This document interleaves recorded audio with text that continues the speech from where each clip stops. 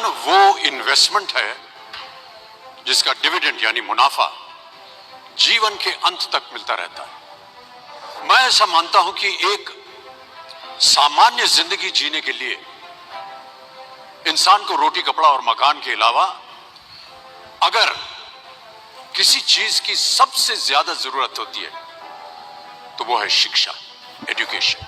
आपके पास यदि धन है तो आप उसे गोल्ड में कन्वर्ट कर सकते हैं। धन हो या सोना,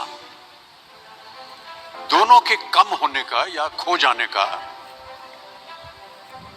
डर हो सकता है, पर यही धन को अगर हम नॉलेज में कन्वर्ट करते हैं तो वो कभी कम नहीं होगा और ना ही उसकी चोरी हो सकती है। देखिए, जीवन में मुझे बहुत सी बातों ने प्रभावित किया है। मेरे ये अनुभव सुनने में शायद साधारण लगे, पर इनमें छिपा सार असाधारण है, अनमोल है। यदि मैं आपसे पूछूं कि सबसे शक्तिशाली व्यक्ति कौन है, सबसे शक्तिशाली व्यक्ति कौन है, तो कोई कहेगा कि जिसके पास पावर है, वेपन्स हैं, शस्त्र है, धन है, किसी देश का राजा या किसी सल्तनत का वारिस है। मेरा ऐसा मानना है कि वेपन्स, मनी किसी को पावरफुल नहीं बनाते, या अगर बनाते भी हैं तो कुछ समय के लिए ही बना पाते हैं। दौलत आज होगी, कल नहीं। शस्त्र का ज्ञान तभी तक काम आएगा जब तक वो शस्त्र चल सकता है। Once it is used it becomes obsolete. पर शास्त्र का ज्ञान कभी नहीं रुकता। Knowledge can never be obsolete. शास्त्र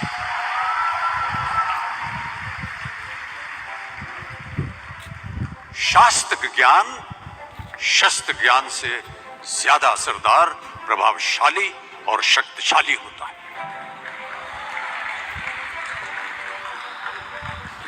अब देखिए, एक राजा ने कितने राज्यों पर विजय प्राप्त की, कौन कौन से शस्त्रों का इस्तेमाल किया, कितने सैनिक थे, यह शायद आपको याद न हो, पर जीरो की खोज किसने की, बल्ब का आविष्कार किसने किया, राष्ट्रगान किसने लिखा, ओथेलो मैकबेथ की रचना किसने की, ये आपको जरूर याद रहेगा।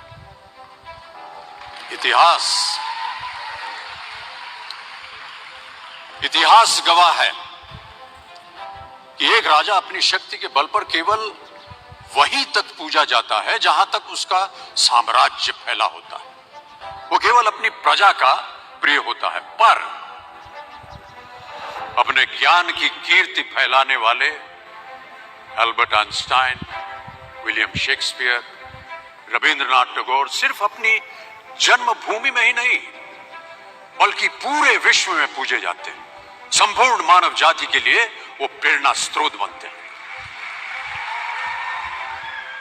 ज्ञान का धनी व्यक्ति हमेशा ही सम्मान और आदर योग्य होता है, क्योंकि ज्ञान वो कवच है, वो शील्ड है जो आपके जीवन में आने वाली कठिनाइयों से आपकी रक्षा करेगा। फिर किसी भी शस्त्र की आपको आवश्यकता नहीं होगी। दो चीजें इंसान यदि अपने जीवन में एक बार सीख लेता है तो वो उसे कभी भूलता नहीं। एक है तैरना, स्विमिंग, दूसरा है साइकिल चलाना। सालों बाद भी अगर आप इन क्रियाओं को करेंगे तो कभी भी इस बात की चिंता नहीं होगी कि आपको स्विमिंग करना या साइकिल चलाना याद है कि नहीं। You will confidently do it. काश कि हम पढ़ाई भी इसी नजरिए के साथ करें,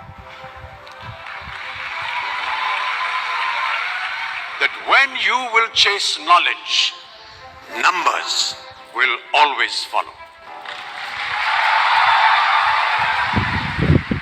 देखिए, महाभारत में जब गुरु द्रोणाचार्य ने एकलव्य को अपना शिष्य मानने से और अपने गुरुकुल में लाने से इनकार कर दिया था, तो एकलव्य ने क्या किया, अपने गुरु की प्रतिमा, एक मूर्ति बनाई और केवल उस मूर्ति से प्रेरणा लेकर ही धनुर्विद्या विद्या सीखने में वही सफलता प्राप्त की जो बाकी योद्धाओं को द्रोणाचार्य के गुरुकुल में रहकर हुई। उस प्रतिमा के रूप में एकलव्य को हमेशा अपने गुरु के पास रहने का एहसास था। और जब गुरु साथ में हो तो सफलता हासिल करने से आपको कोई भी नहीं रोक सकता है। अगर आप अकेले रहने के लिए बने होते